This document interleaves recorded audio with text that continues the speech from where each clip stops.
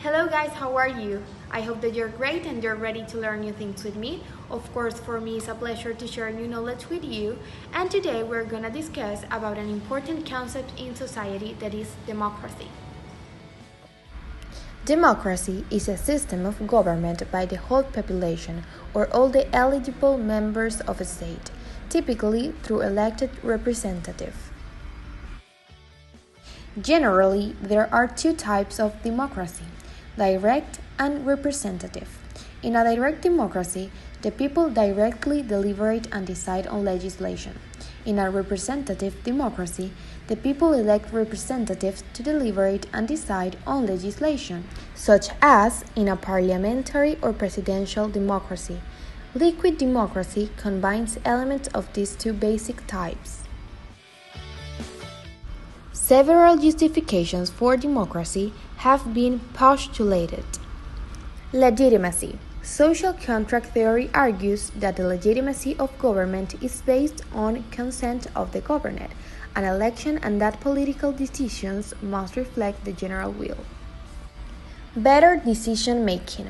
Condorcet's jury theorem is logical proof that if each decision maker has a better than chance probability of making the right decision, then having the largest number of decision makers, a democracy will result in the best decision.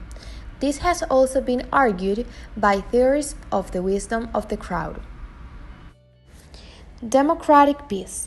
Democratic peace theory claims, and has successfully proven empirically, that liberal democracies do not go to war against each other.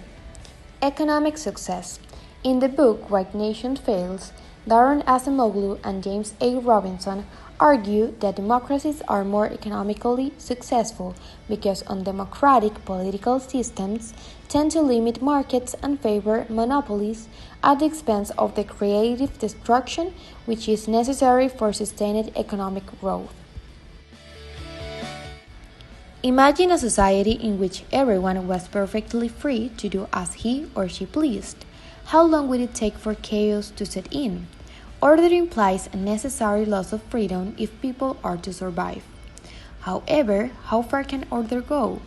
Democratic countries cherish individual freedom and generally believe that laws should not be repressive.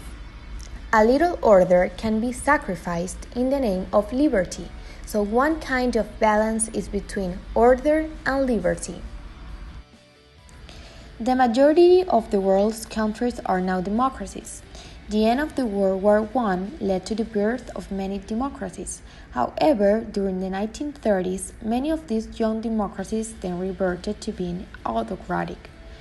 After World War II, the number of democracies began growing again, but it was the fall of the Iron Curtain circa 1989 that led to a more dramatic increase in the number of democracies.